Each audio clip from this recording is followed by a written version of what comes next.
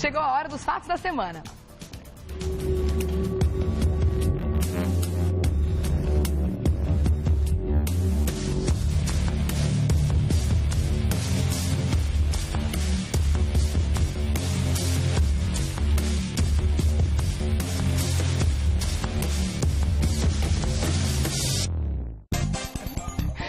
Já estou tricotando com o doutor Eduardo, que ele está me falando aqui que tem tanta informação, né, doutor? Bom dia, meu querido. Bom dia. Eu estou tão concentrado aqui.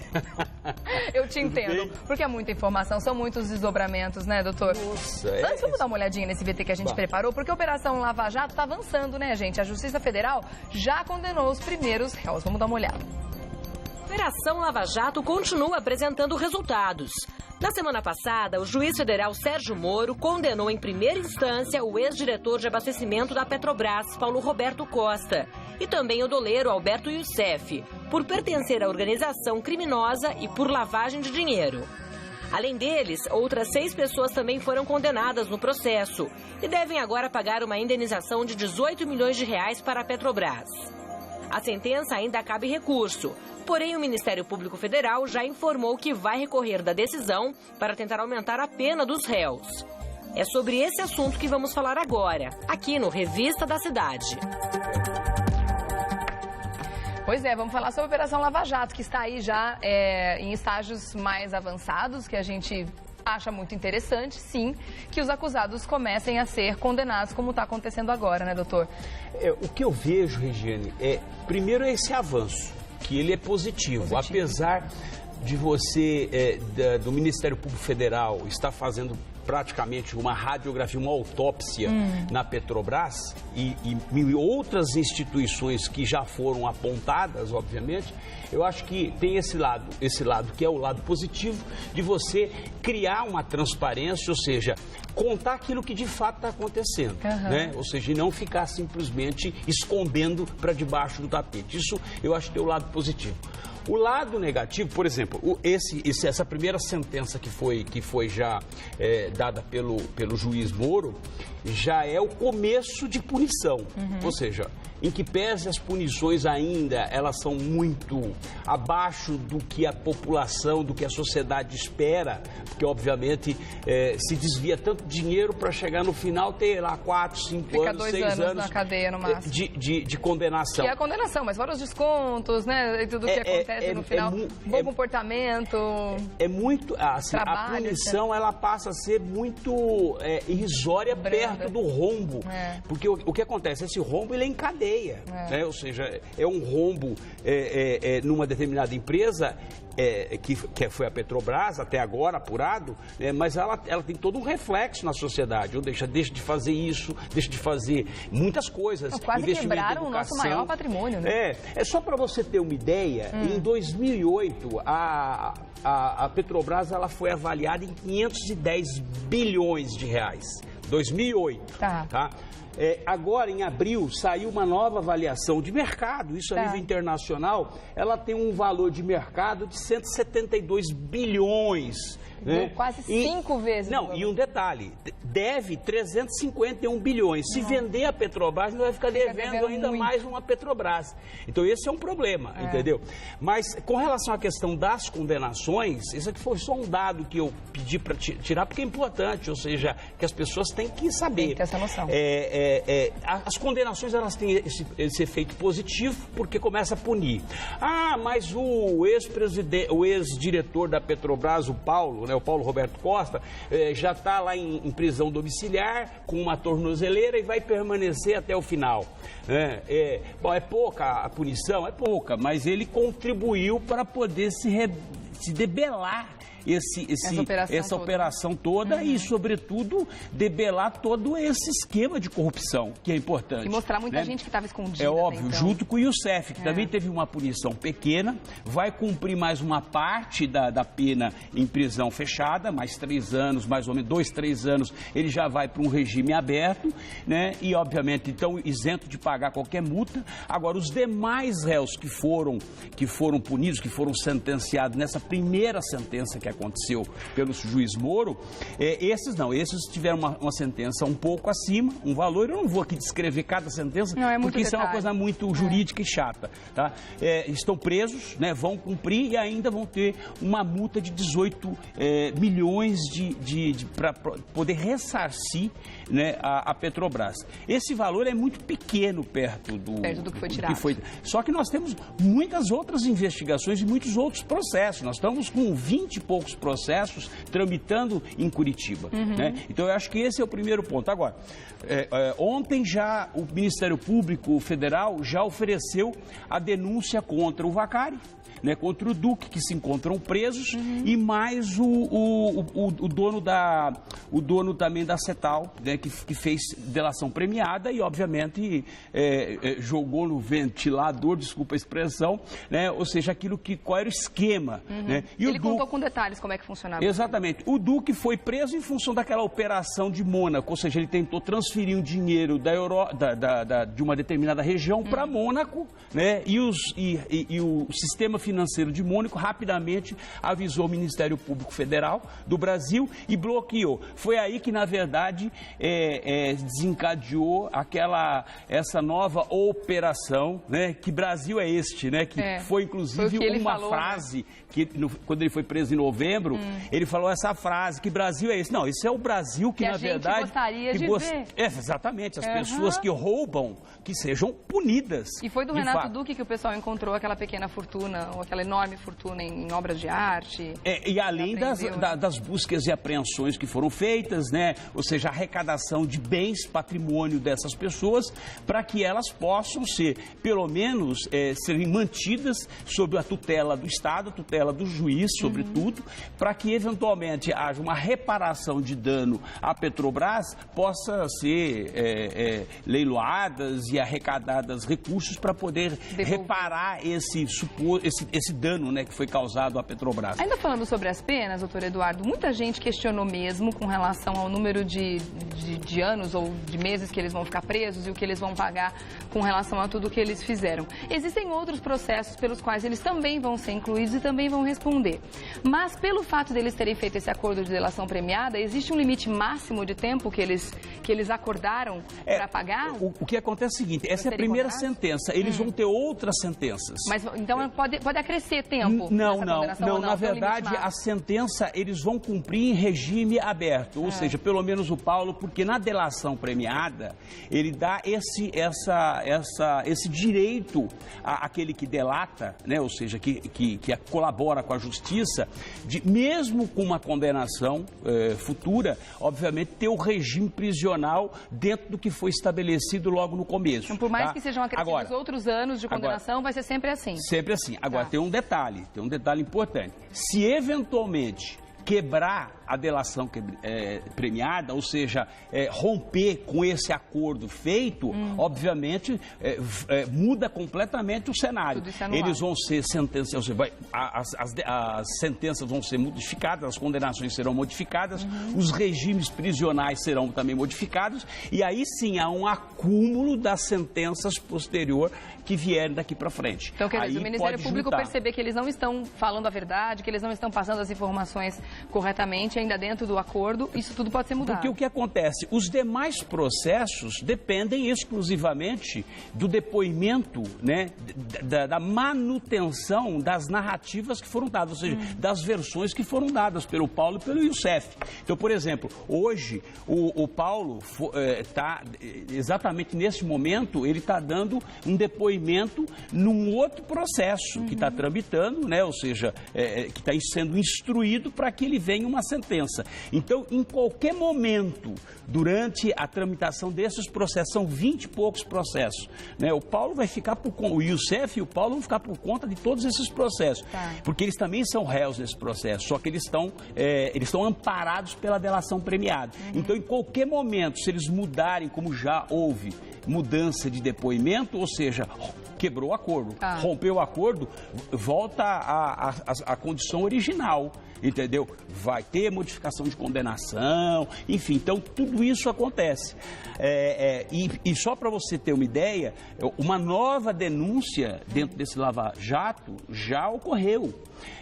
Já teve o diretor, o ex-presidente da Camargo Correia, o Avancini, Dalton Avancini, já disse que, na verdade, houve corrupção dentro da Angra 3, ou seja, isso em agosto de 2014. A investigação, isso que é interessante, ou seja, as pessoas, o criminoso, o estelionatário, né, o ladrão, ele não tem medo. Por quê? Porque em agosto de 2014, ou seja, a Operação Lava Jato em curso, investigando, e o povo ainda roubando. E eles já estavam roubando há tanto tempo, né? Exatamente. Já ficou uma coisa, eles já são acostumados com isso. Então, né? O que você percebe é que exatamente as pessoas não param.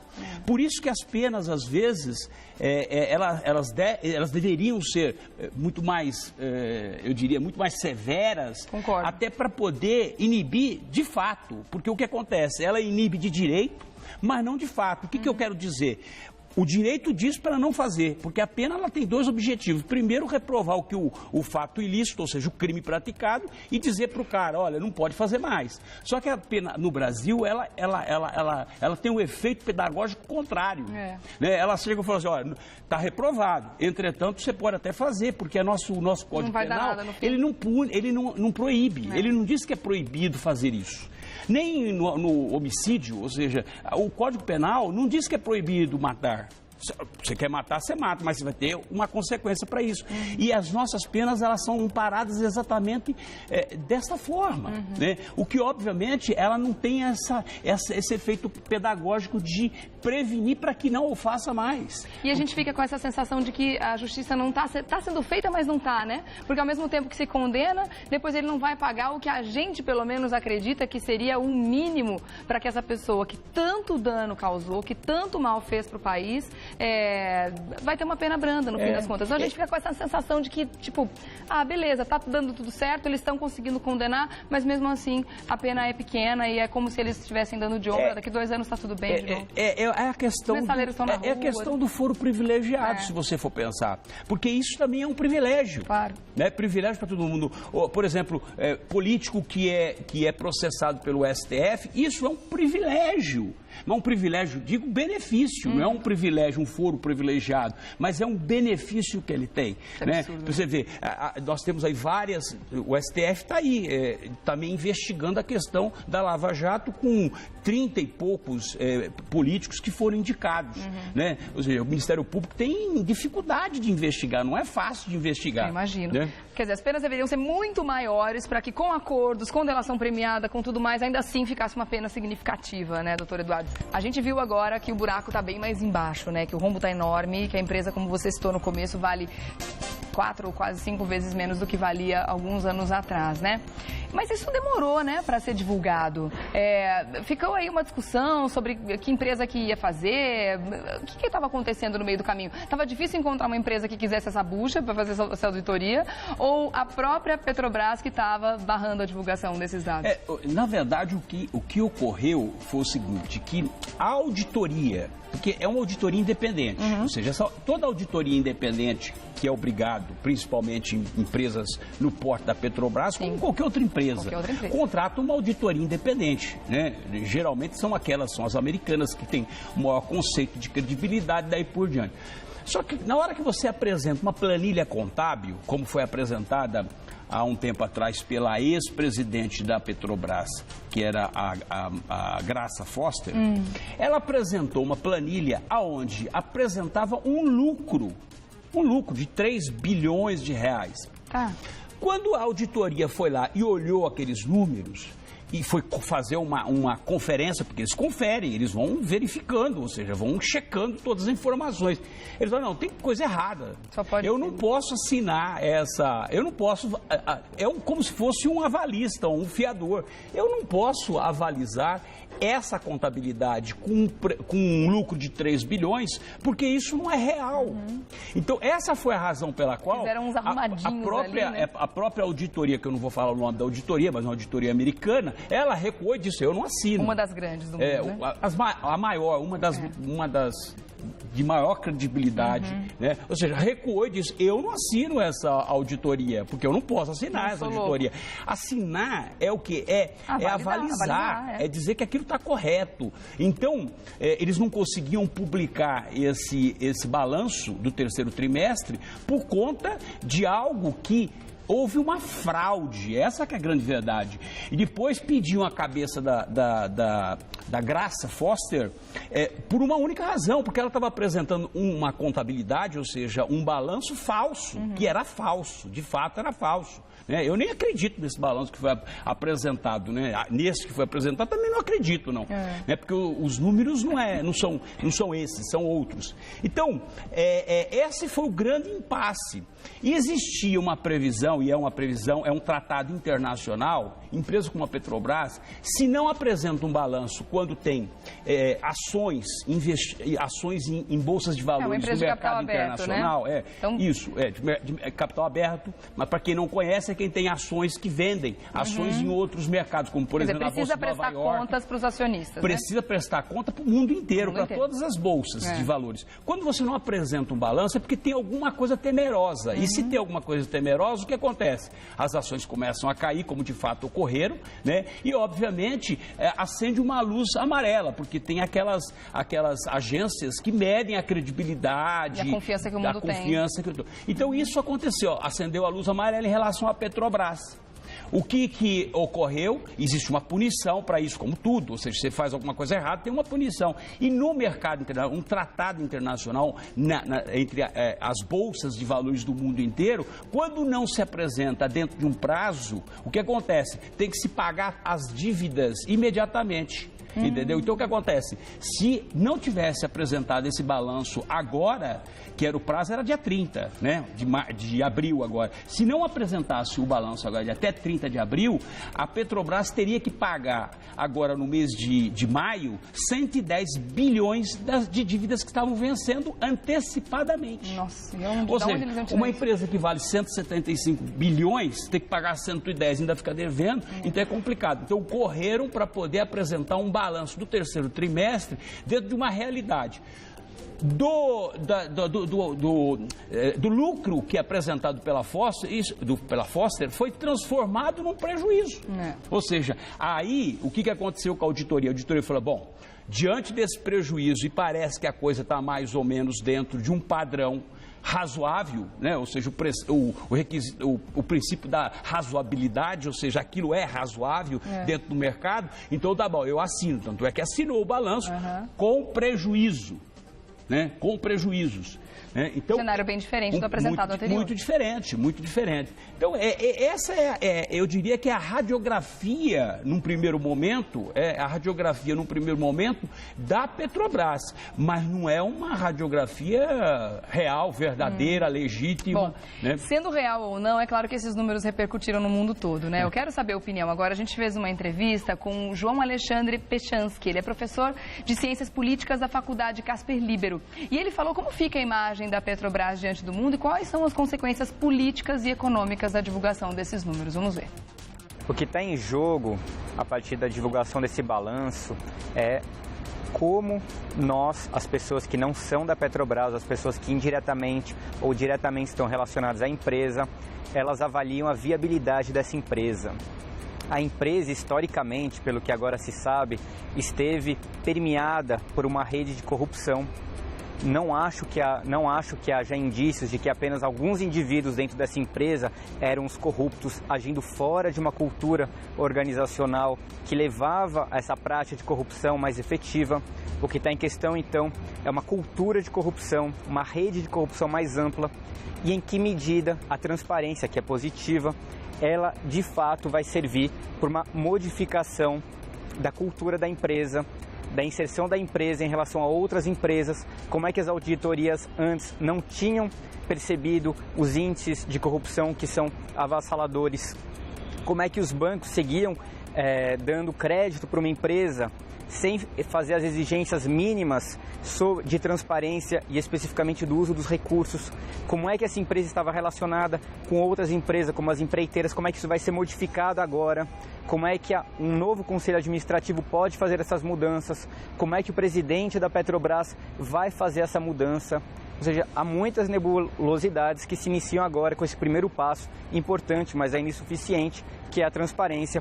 Os prejuízos são enormes e é preciso levá-los com bastante seriedade, até para entender qual é a viabilidade dentro dessa empresa e como é que isso vai afetar de maneira mais geral e mais sistêmica toda uma cultura de negócios, toda a possibilidade de você fazer investimentos no Brasil. Não é simplesmente uma questão de como é que a imagem da empresa, dessa empresa específica, fica maculada. Obviamente ela fica, uma empresa com altíssimos níveis de prejuízo, como poderia ter sido a imagem da Enron nos Estados Unidos, no escândalo de 2001. A questão é o que vai ser feito para modificar a cultura que gerou essa imagem. Muito obrigada, então, ao professor João Pechansky, de Ciências Políticas aqui da Faculdade Casper Libero, pelo comentário. Quer dizer, fica realmente muita incerteza no mercado e é claro que a gente vai continuar acompanhando esse assunto aqui sempre no Fatos da Semana. Antes de encerrar, doutor Eduardo, eu queria que você comentasse sobre a extradição do Pisolato. Quer dizer, ele vai vir para cá e vai cumprir pena? Como é que está essa história? Você vê que é algo interessante.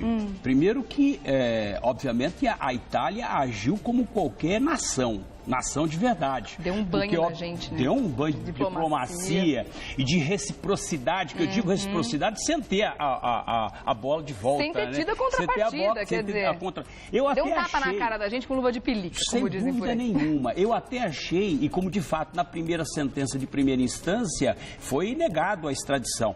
Mas quando o Ministério Público Federal recorreu para a Corte de Cassação, e a Corte de Cassação na Itália é cassar aquela decisão que efetivamente, só para as pessoas entenderem, Corte de Cassação é cassar uma decisão que foi anteriormente dada.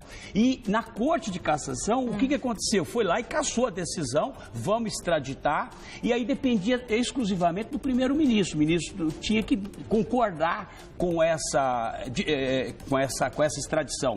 E o primeiro-ministro, o que ele fez? Concordou com a extradição e disse o seguinte: olha, o pacote é de vocês, pode levar e vai para Papuda, entendeu? Leva para Papuda e deixa lá 11 anos lá apodrecendo, porque é a melhor coisa. Agora tem um detalhe importante. Eu acho o seguinte: essa é, na verdade, uma visão que eu tenho, tá? E isso vai custar caro para o Brasil. Vai custar porque, com toda certeza, a Itália vai entrar com um pedido de reconsideração para buscar o Battistini. Porque o Battistini tem lá uma... tem uma pena a ser cumprida por homicídios que foram praticados e que você lembra que o STF autorizou a extradição do e o presidente da República na época segurou. E o presidente da época segurou, disse que não, e está acabado, e tem mais. Por quê? Lembra que o Suplicy, ainda quando ele foi preso, saiu abraçado com ele, enfim. Então, na minha visão, na minha percepção, a Itália vai fazer esse pedido de reconsideração, aí, como o STF vai se pronunciar falando, eu já mandei extraditar, não sei o que esse cara está fazendo aqui, entendeu? Manda para a Itália. Ou seja, devolve para eles. Ele tem que cumprir pena lá na Itália das condenações. Então, eu acho que esse preço vai ser caro. O PT vai pagar um preço muito caro por isso. Por quê? Porque, na verdade, como é que vai falar não? Ou seja, estão mandando alguém que fazia parte da cúpula do PT. E como é que você vai fazer? Você vai falar, não pode mandar. Deve ter alguma coisa... Então, eu acho que essa extradição, ela foi estratégica. A Itália agiu de forma estratégica. Eu vou devolver e agora eu vou lá e eu quero o fulano lá, o assassino. Mas tem que ser uma via de duas mãos, né, doutor Eduardo? Senão vai virar uma crise diplomática terrível. Já tinha ocorrido. Já, estava instalada naquela época. Então, essa questão, escuta o que eu estou falando falando para você, vai vir um pedido de reconsideração para que o italiano seja extraditado para a Itália. Aí eu quero ver qual vai ser a reação do Brasil diante disso. Eu também quero. E está na mão da Dilma. E que venha esse pedido, né? E cada um cuida do seu problema. E que mande logo embora, porque na verdade está comendo as custas dos impostos dos brasileiros. A gente está pagando a conta dele. Lógico. Vamos combinar que já tem bastante bandido por aqui, né? Manda quem anda, né, para casa dele cumprir a pena dele.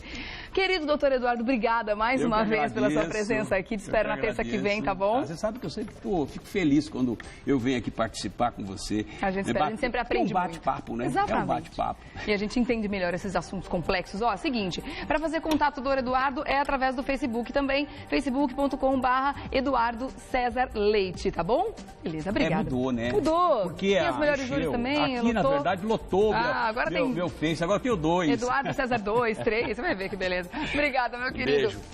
Ótimo dia para você, viu? Até a próxima, até terça.